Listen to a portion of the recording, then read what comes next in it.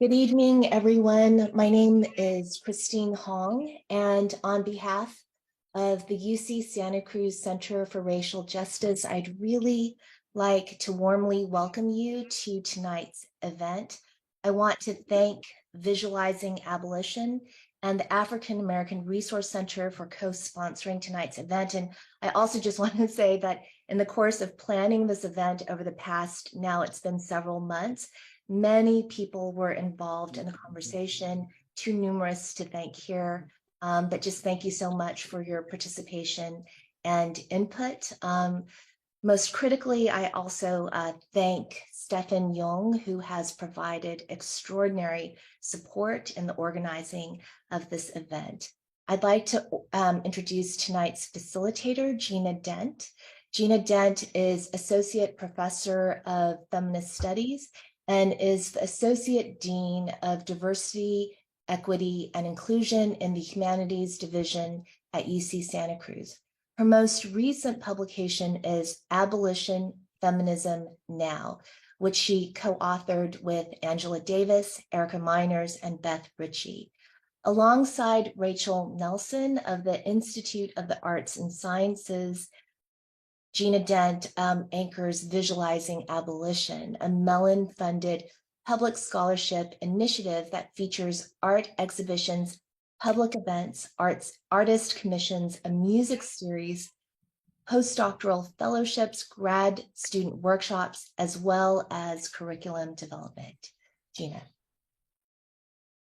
Thank you so much, Christine, and thank you to the CRJ for arranging this incredibly important event. I'm very thrilled tonight to be able to share in a conversation with several people, one of whom is an exceptional leader on these questions and who has been one of the authors of the report we are going to be discussing tonight. So our event, Why California? The 2023 report on reparations for African Americans is an opportunity for us to discuss the ongoing project of reparations and the need to think about the past and the future in terms of what it will take to create a new just framework for our democracy. And so what I want to do now is tell you a little bit about our format. We are fortunate enough to have a special guest, Don Tamaki, I will introduce momentarily, and Don will be speaking to us for some minutes. And after he's finished, we have a distinguished panel that will be asking him some further questions, and Don will continue to answer those questions, and we'll also open at the end for audience questions. I'm very much looking forward to our discussion, and now I would like to introduce our panelists. Our first esteemed panelist is Don Tamaki. Appointed by Governor Newsom to serve on the California Reparations Task Force, Don Tamaki, senior counsel at the law firm Minami Tamaki and former executive director of the Asian Law Caucus, has a long record of work in reparatory justice. He served on the pro bono legal team that reopened the landmark Supreme Court case of Korematsu v. the United States, overturning Fred Korematsu's conviction for refusing imprisonment during the mass roundup and incarceration of Japanese Americans during World War II. This critical work provided a key legal foundation in the decades-long Japanese American redress movement. He also co-founded StopRepeatingHistory.org, a campaign focused on drawing parallels between the incarceration of Japanese Americans during World War II and the targeting of minority groups based on race and religion. The campaign's current work focuses on the intersections between the Japanese American redress movement and the long struggle for African American reparations, with an emphasis on public awareness of the importance of advancing reparations for African Americans. Our other speakers, faculty at UC Santa Cruz, include Xavier Livermon, who is Associate Professor of Critical Race and Ethnic Studies and Director of Black Studies. He has published widely in the fields of African popular culture and African queer studies. His recent book, Kwaito Bodies, Remastering Space and Subjectivity in Post-Apartheid South Africa, discusses the rise of post-apartheid South African popular culture and its articulation with contemporary politics of race, gender, and sexuality. He is currently working on a project examining Black queer belonging in South Africa. Hiroshi Fukurai is professor of legal studies and sociology at UC Santa Cruz and the author or editor of 10 books and over 100 articles. One of his most recent books, co-authored with Richard Kruth, Original Nation Approaches to International Law, examines the rights of Indigenous peoples in the age of Anthropocene. In addition to Indigenous approaches to international law, his areas of research focus include lay adjudication and Asian law and politics. He teaches courses on international law and global justice, race and law, and colonialism and international law, among other topics. He served as past president of the Asian Law and Society Association. And finally, to return to Christine Hong, she chairs the Department of Critical Race and Ethnic Studies and directs the Center for Racial Justice at UC Santa Cruz. She also co-chairs the UC Ethnic Studies Faculty Council and the UC Area H Ethnic Studies Implementation Workgroup. Her book, A Violent Peace, Race, Militarism, and Cultures of Democratization in Cold War Asia and the Pacific, was published by Stanford University Press in 2020. Along with Diane Borchet-Lim, she co-directed the Legacies of the Korean War Oral History Project.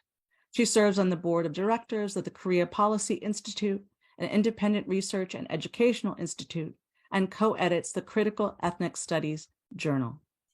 So as you see, we have an incredible panel of speakers, and I'm thrilled now to turn over to Don Tamaki the mic so that he can share with us some information about the process of building this report and the work to come.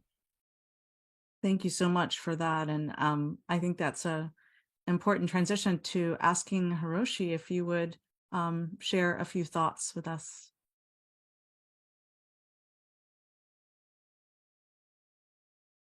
I hope you can hear me.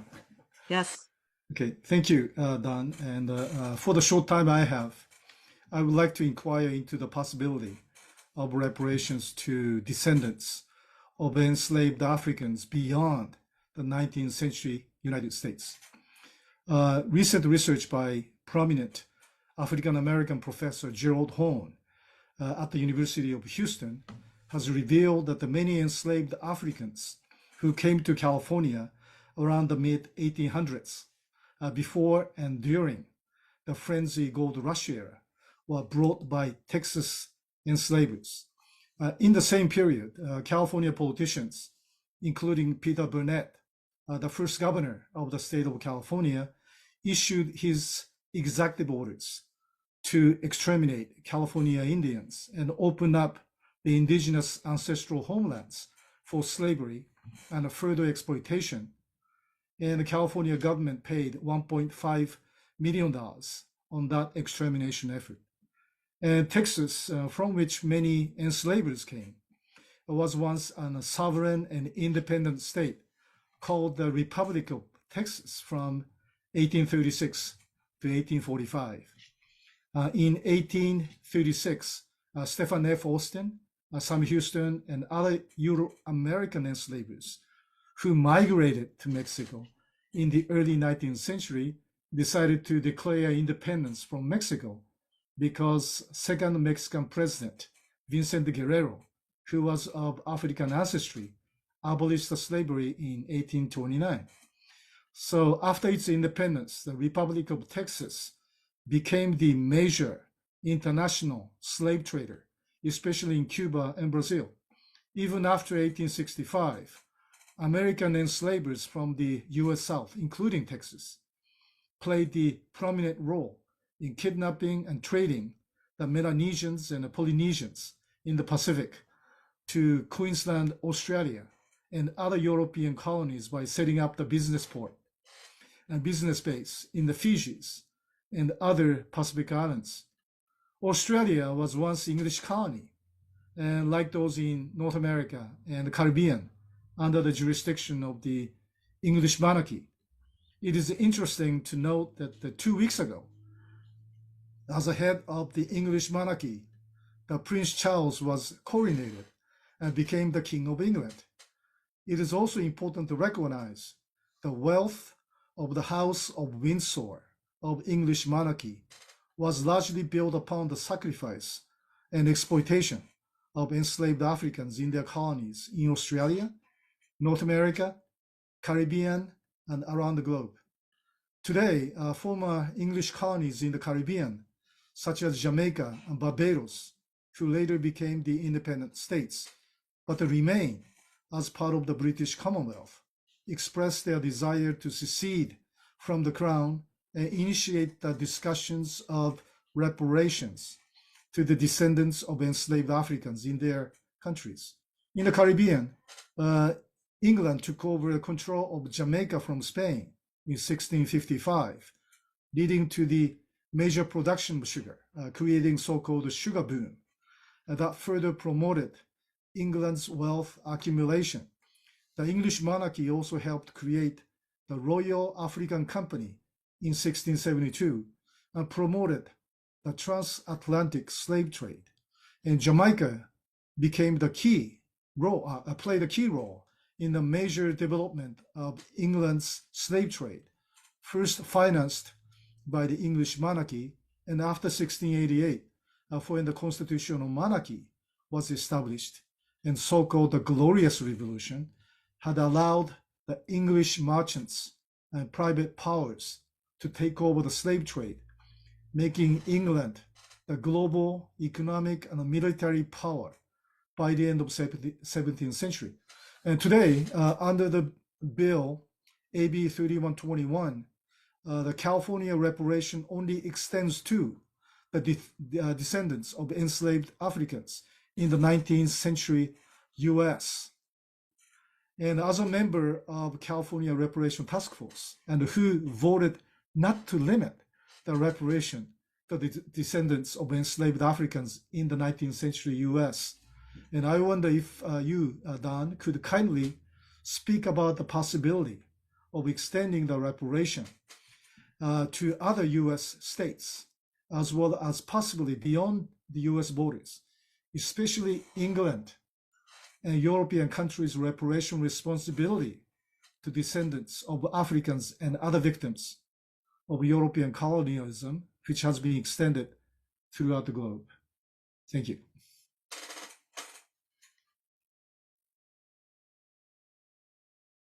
Unmute. I'll try to be really brief on this, which means I won't answer your question, Professor Fukurai, exactly, but I'll just think out loud with you what happened.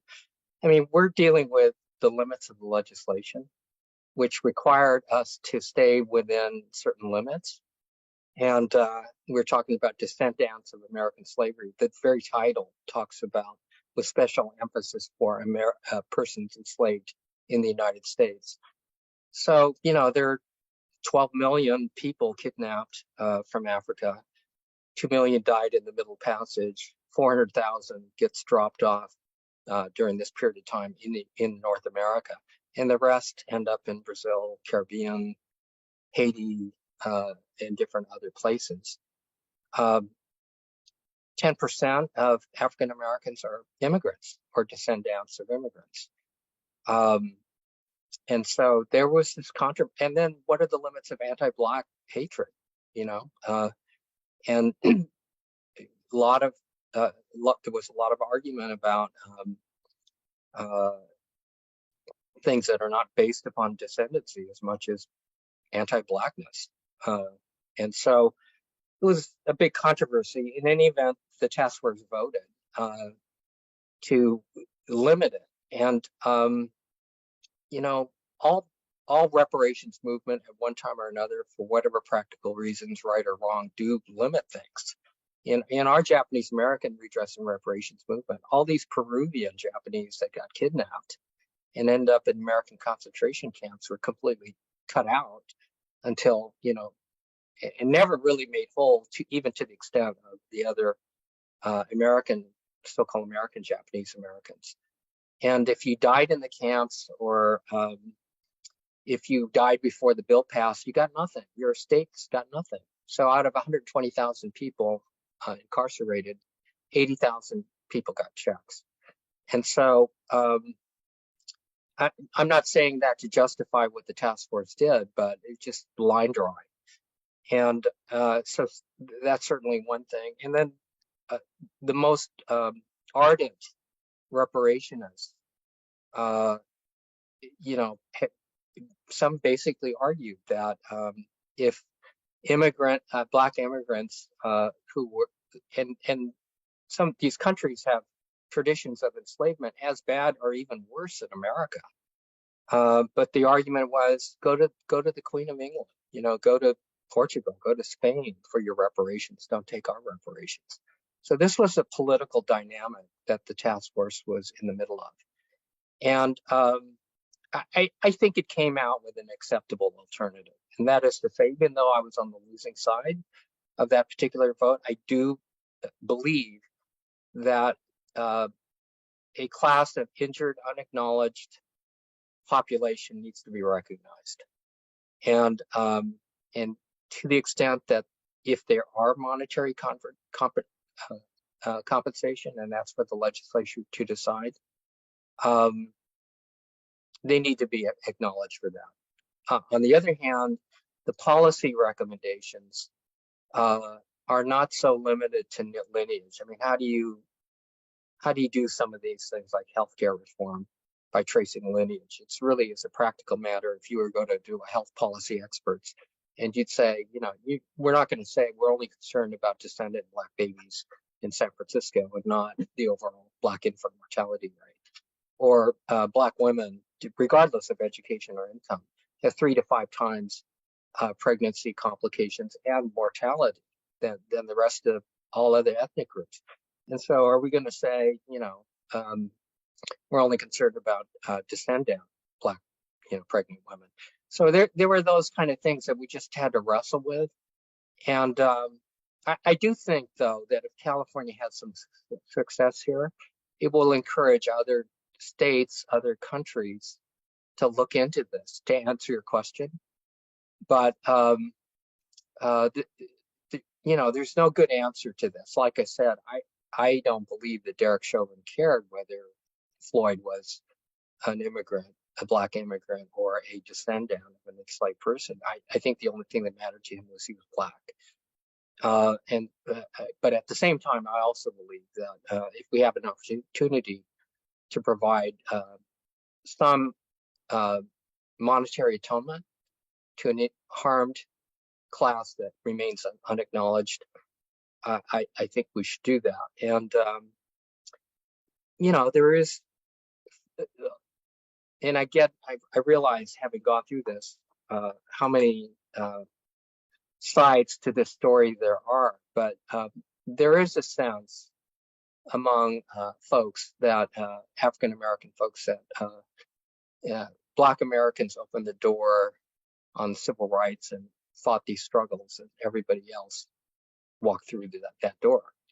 And if you look at the metrics in California, every metric that matters. Now, I'm not saying that Asian Americans, particularly Hmong immigrants and some of the others, or Latinos, or certainly Native people and all of that, they're both on the bottom. I mean, Black people and Native people are on the bottom of that metric scale, period.